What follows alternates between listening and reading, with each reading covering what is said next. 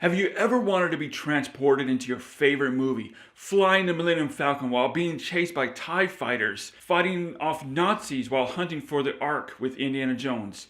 Or how about having your very own protector, the T-800? Well, in today's episode of Flashback Flicks, there is a movie that answers that very question.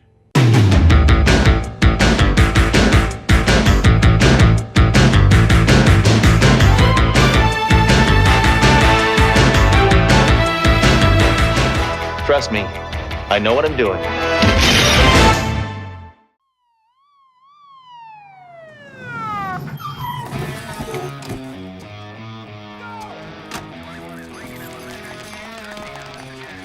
Look at that! This is an awesome opening to a movie.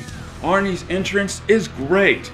I mean, what cooler shots could you possibly have to kick off a movie with?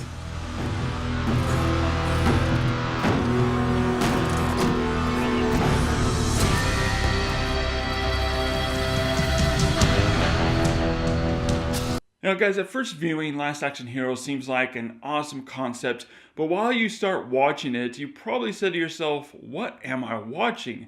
And now you're probably asking, out of all the movies out there, why are you making a video about Last Action Hero?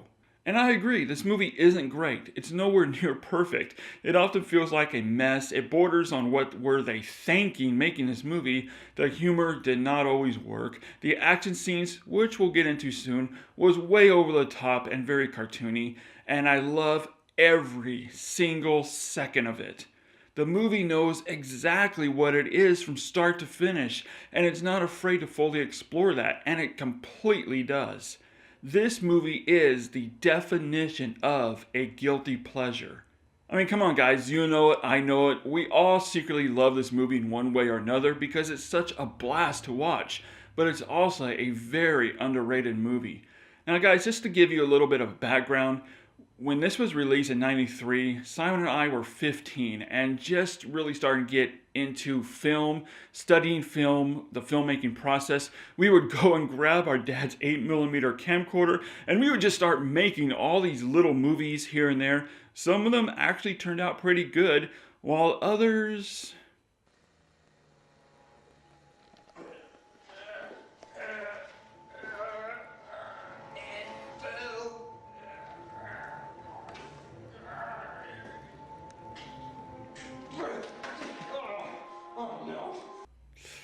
yeah, not so much. But we had tons of fun doing it. And when you think of ideas and writing scripts, I'm sure many of you out there who've written scripts or thought of ideas or stories can relate to this. When you're developing a story and characters, you develop the characters and the choices they make, and you become that character, that story. I remember we wanted to go see this so bad in a theater, but at the time our parents didn't let us see the film because they heard it was overly violent and they thought we were too young. But when it came on video, so our mom and aunt drove me over to our local Hollywood video store and it was jam-packed with people, and I saw that and I went, "No! God, please, no! No! No!" So you have to understand something. Unlike today when every movie comes out on Tuesday, back then they were released both on Tuesday and Friday. And it was Friday night. Friday night at a video store, forget about it. And it was completely rented out. I literally waited there almost 2 hours to rent this thing. I felt so bad for my mom, but she was kind enough and loving enough because she loves me. And she stuck it out and waited for me to finally get this. And finally, I had it in my hands. So excited to see it. I jumped in the car, told my mom, "Head home. Go home now. Run all the red lights. I don't care. Let the police chase you. Doesn't matter. Head home. We got to see this thing." And after she told me to knock it off, we did head back home. I rushed into the house. Now, before I rented the movie, we did hear all the negative backlash of the movie. But there was something about it. It was the way the movie looked, the way it was made, how it was structured, and of course the awesome fun action scenes and all the little inside jokes and the fantasy element of the movie that really called us to this movie. But now, being 20 plus some odd years later, being an adult, we wanted to take a look back at Last Action Hero and figure out, was this more of a nostalgia feeling of why we still think we like this movie, or is it actually a good movie? So I wanted to go back, refamiliar myself with the movie. I watched the movie again, and also I did some research for this video. So I just wanted to take a few minutes and talk to you guys about what happened to Last Action Hero. So as I said, this was released way back in 1993, and it was a monumental bomb to say the least. It was DOA, Dead on Arrival, and has been held as the most expensive disaster that Hollywood had since Heaven's Gate. It nearly bankrupted the studio, and it set up Shane Black and John McTiernan on the blacklist. But honestly, it shouldn't have. It doesn't make sense why this movie didn't work. It should have worked. I mean, you have the essential action team. You have writer Shane Black from Lethal Weapon movies. You have John McTiernan, the director of Predator, Die Hard, Hunt for Red October. And of course, you have Arnold Schwarzenegger, the biggest action hero movie star of the 80s and mid-90s. It should have worked. Going back to when I said this movie does feel like a mess, that's really because the production was a colossal mess. I came across some interviews and info from both writer Shane Black and director John McTiernan that sheds a lot of light on what happened to this movie. Black said they had a great script, it was a solid action movie and a good comedy, and some of the top named directors were eyeing it as their next film. In fact, Steven Spielberg was attached to it at one point. And then Arnold Schwarzenegger came on board as executive producer, and that's when it all started to crumble. The studio gave him full control from the shooting script to who to cast, production decisions, the budget, promotional materials, the shooting script. I already said the shooting script. Well, it doubles it. They gave him power over the editing decisions, reshoots, anything he wanted, they gave to him. Director John McTiernan said that Schwarzenegger demanded so many script, reshoots, and editing changes that they were still filming and editing the movie a week prior to its release date. Which is why the editing does feel choppy at times and the effects were unfinished or not rendered at all. Which really explains this scene here.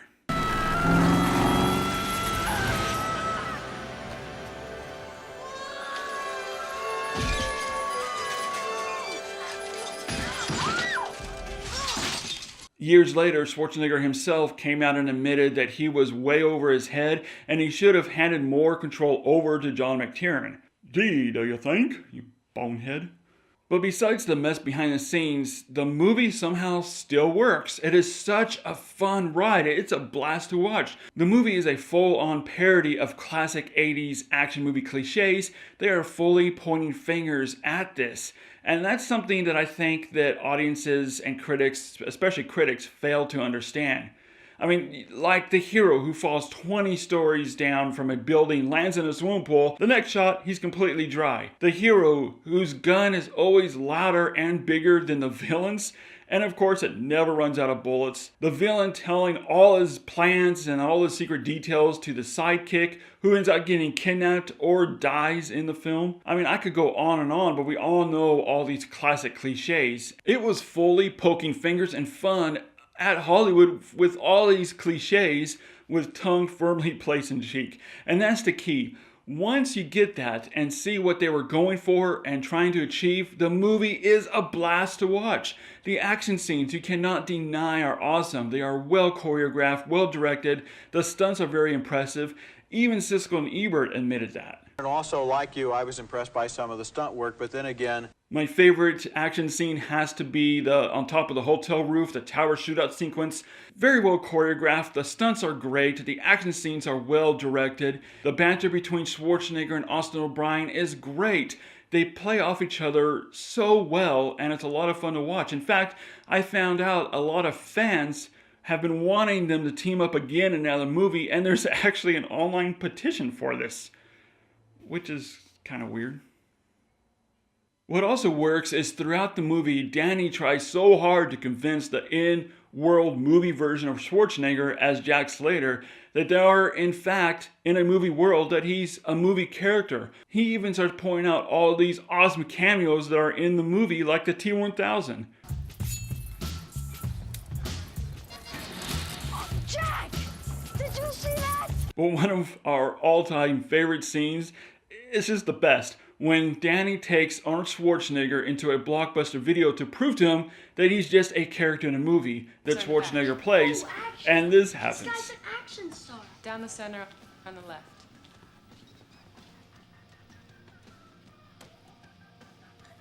No, it isn't possible. What's not possible? He's fantastic. This is his best performance ever. I mean, these scenes are great. It's a lot of fun to watch, and there's a lot of little scenes sprinkled like that throughout the movie.